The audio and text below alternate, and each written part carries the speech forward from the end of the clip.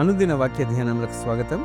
మన daily Bible tuitions కార్యక్రమాల్ని ప్రతిరోజు వీక్షిస్తూ ప్రోత్సాహపరుస్తున్న మన ప్రియమైన సంఘ సభ్యులకు మరియు ఆత్మీయులైన మన ప్రియ ప్రేక్షకులందరికీ మనల్ని అనుక్షణం కాపాడుతూ మనకు తోడు నీడగా ఉంటున్న మన ప్రియ రక్షకుడైన యేసుక్రీస్తు వారి అతి పవిత్రమైన నామమున మా హృదయపూర్వక ధన్యవాదాలు తెలుపుకుంటున్నాం.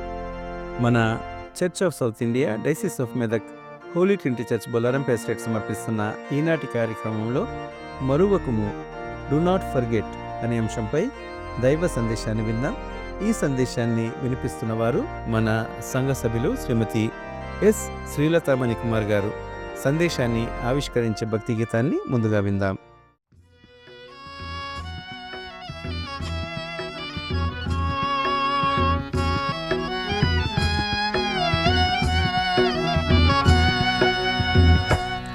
మనసా మరువకుమా నీ దేవుని ఇలలో, మనసా మరువకుమా నీ దేవుని ఇలలో, మనసా మరువకుమా నీ దేవుని ఇలలో, మనసా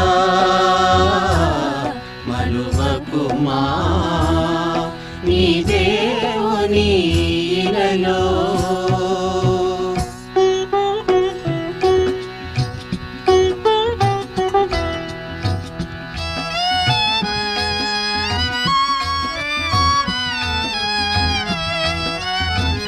అందరికతడే ఒకడే తండ్రి, అందరికతడే ఒకడే తండ్రి, అందరికతడే ఒకడే త్రాత, అందరికతడే ఒకడే త్రాత, అందరికతడే ఒకడే తండ్రి, అందరికతడే ఒకడే త్రాత,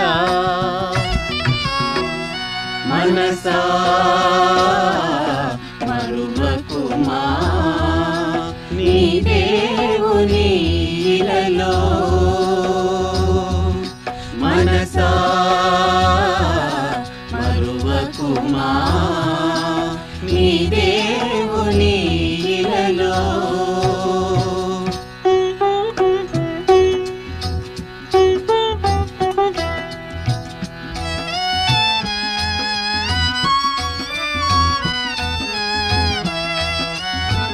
వంచన మాని మంచిని పెంచు, వంచన మాని మంచిని పెంచు, తరతమ భావన ఎందుకు మనకు, తరతమ భావన ఎందుకు మనకు, వంచన మాని మంచిని పెంచు, తరతమ భావన ఎందుకు మనకు,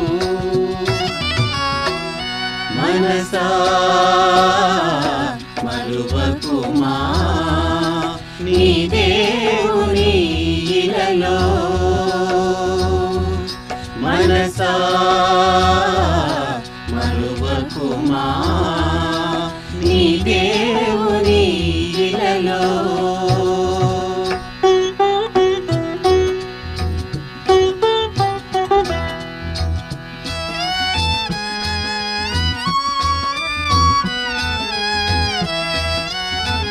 తండ్రికి తగిన తనయుడవగుము, తండ్రికి తగిన తనయుడవగుము, అప్పుడే పుడమి స్వర్గమై వెలుగు, అప్పుడే పుడమి స్వర్గమై వెలుగు, తండ్రికి తగిన తనయుడవగుము, అప్పుడే పుడమి స్వర్గమై వెలుగు,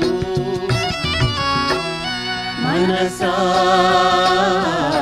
మరువకుమా నీ దేవుని నీలలో మనసా మరువకుమా నీ దేవుని ఇలలో మనసా మరువకుమా నీ దేవుని ఇలలో.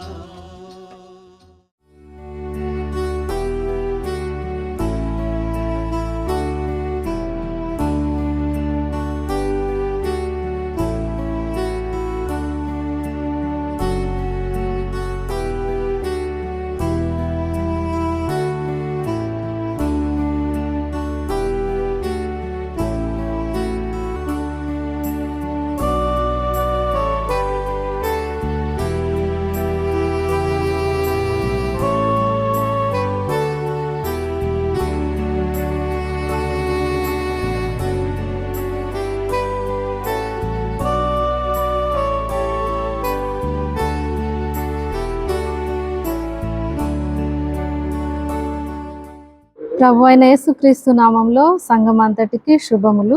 డైలీ డివోషన్కు ప్రేమపూర్వకంగా మిమ్మల్ని ఆహ్వానిస్తా ఉన్నాం. ఈరోజు మరువకుము, మన జీవితంలో దేనిని మరవకూడదు అన్న వాక్య ధ్యానమును కలిగి ఉందాము. దానికంటే ముందుగా చిన్న ప్రార్థన చేసుకుందాం. మహాగణుడా, పరిశుద్ధుడా, స్తోత్రార్హుడా అయినటువంటి మా తండ్రి, మీ ఘనమైన నామమునకు వేలాది వందనాలు, స్తుతులు, స్తోత్రములు నాయన.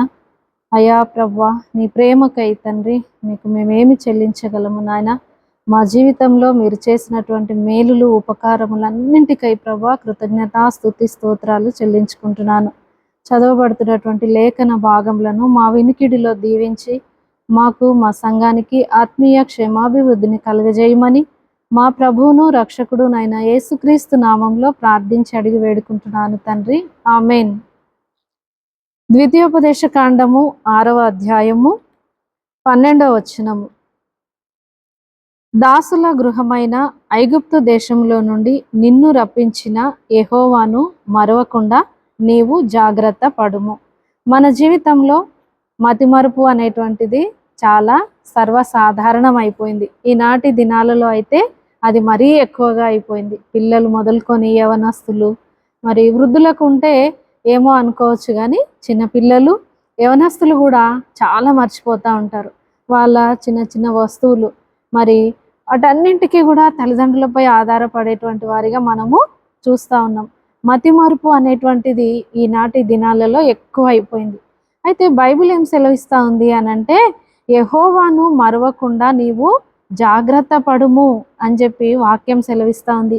ఎందుకు యెహోవాను మరవకుండా జాగ్రత్త పడాలి? ఎందుకు ఆయనను మనము జ్ఞాపకం చేసుకోవాలి అంటే, చూడండి, ఇదే ద్వితీయోపదేశ కాండము 6వ అధ్యాయము 12వ వచనంలో చూసినట్లయితే ఆయన ఏం చేశాడంట? దాసుల గృహమైన ఐగుప్తు దేశంలో నుండి విడిపించాడు. ఇశ్రాయేలీయులను దాసుల గృహమైనటువంటి ఐగుప్తు నుండి విడిపించాడు. కనుక వాళ్ళను మరవకుండా జ్ఞాపకం చేసుకోండి అంటా ఉన్నాడు. మరి మనం ఎందుకు జ్ఞాపకం చేసుకోవాలి? ఈనాటి దినాలలో మనం ప్రభువుని ఎందుకు జ్ఞాపకం చేసుకోవాలి అని అంటే, ఒక మాట ఉంటుంది. రోమాపత్రిక 6వ అధ్యాయము 6వ వచనము. రోమాపత్రిక 6వ అధ్యాయము 6వ వచనము. ఏమనగా మనం ఇంకను పాపమునకు దాసులము కాకుండుటకు పాప శరీరము నిరర్ధకమగునట్లు మన ప్రాచీన స్వభావము ఆయనతో కూడా సిలువ వేయబడెనని ఎరుగుదుము. ఎందుకు మనం ఆయనను మరవకూడదు అని అంటే, మన యొక్క ప్రాచీన స్వభావం, మనము దేనికి దాసులమై ఉంటిమి? పాపమునకు దాసులమై ఉంటిమి. ఐగుప్తులకు ఇశ్రాయేలీయులు ఆనాడు దాసులై ఉన్నారు. ఈనాడు పాపమునకు దాసులైనటువంటి మనలను ఆయన క్రీస్తుతో కూడా మనలను ఏం చేశాడంట? విడిపించాడు.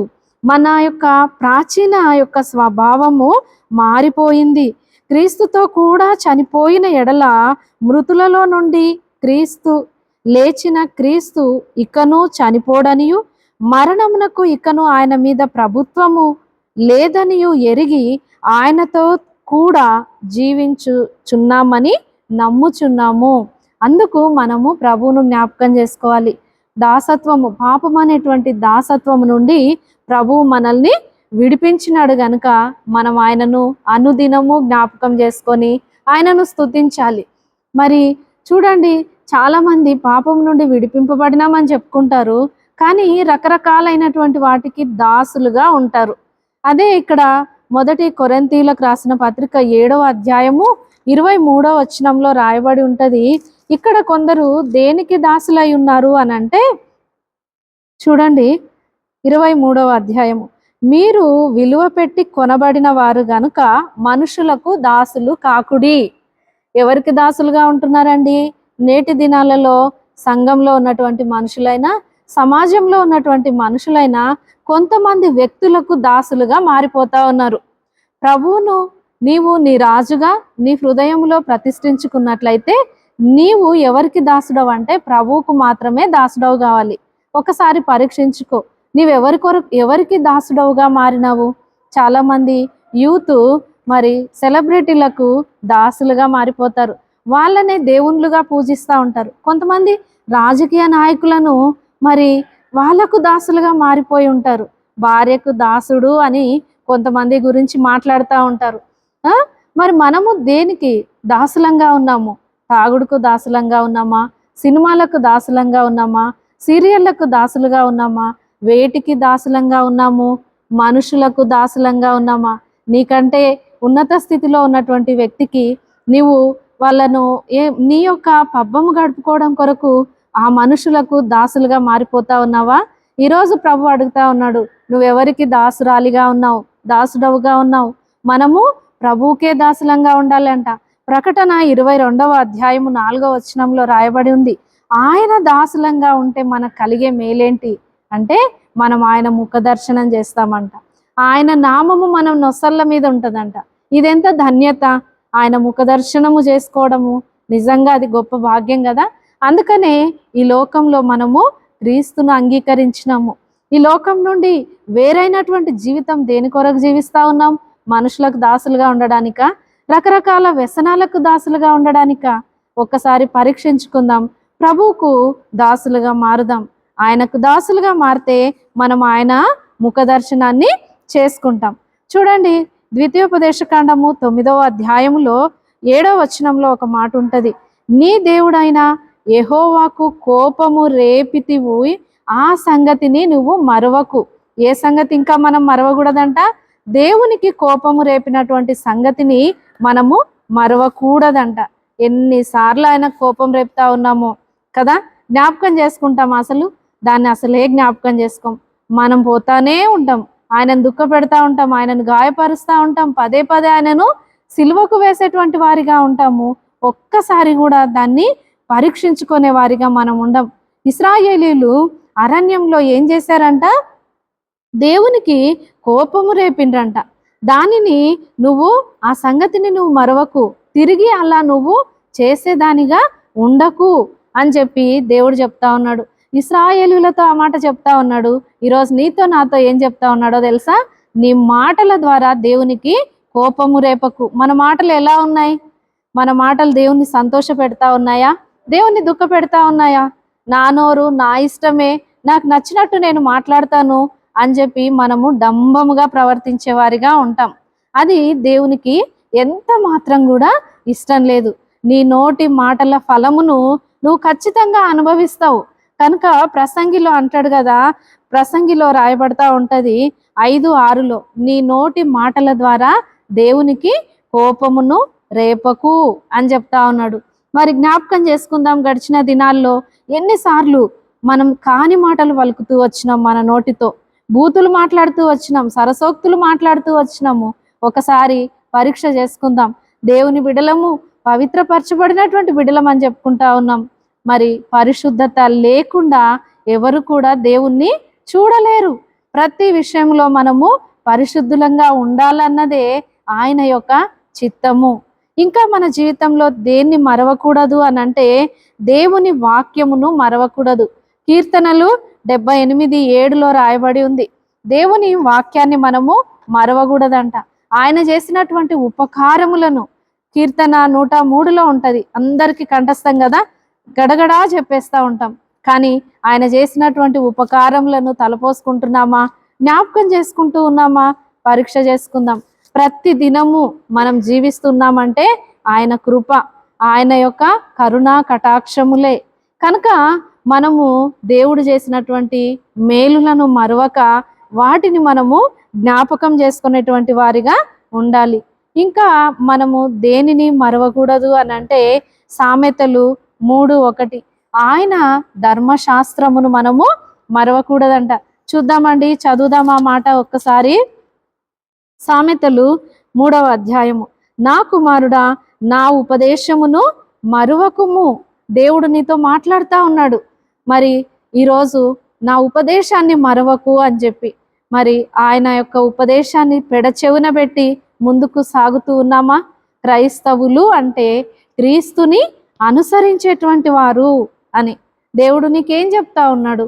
ఆయన అధికారమునకు నీవు లోబడితే ఆయన యొక్క మాటకు విధేయత చూపేటువంటి దానవుగా, వాడివిగా మనం ఉంటాం. మరి ఇంకా మన జీవితంలో ఏం మరవకూడదు అనంటే హెబ్రీ పత్రిక 8వ అధ్యాయం 16వ వచనంలో ఉంటది, ఉపకార ధర్మము చేయ మరువకు అని చెప్పి అంటా ఉన్నాడు. ఉపకార ధర్మము చేయాలంట. మనం చేస్తా ఉన్నామా? ఉపకారము చేయడం అంటే అస్సలు కదా, అది నా పని కాదు అని మనం అనుకుంటాం.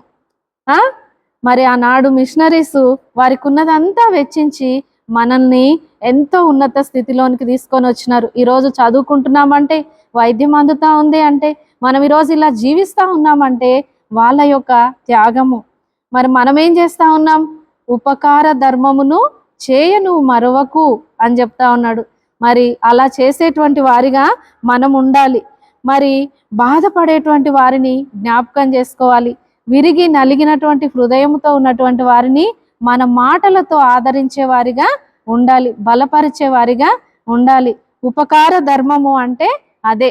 దేవుడు దీనులను, విరిగి నలిగిన మనస్సు కలిగినటువంటి వారిని అలక్ష్యము ఎన్నడూ చేయడంట. మరి మనం చేస్తూ ఉన్నామా? మన ఇరుగు పొరుగు వారు ఎన్నో కష్టాల్లో, బాధల్లో, ఇరుకుల్లో, ఇబ్బందుల్లో ఉన్నప్పుడు వాళ్ళకు సహాయపడతా ఉన్నామా? సహాయపడుతున్నామా? ఆదరిస్తా ఉన్నామా? మన వంతు మనము సహాయం చేస్తా ఉన్నామా? అది దేవుని ప్రేమ అండి. అది దేవుని ప్రేమ. అది మనము కలిగి ఉండాలని దేవుడు కోరుకుంటూ ఉన్నాడు. మనల్ని, మన సంఘాన్ని అట్లా దేవుడు దీవించి ఆశీర్వాదించునుగాక.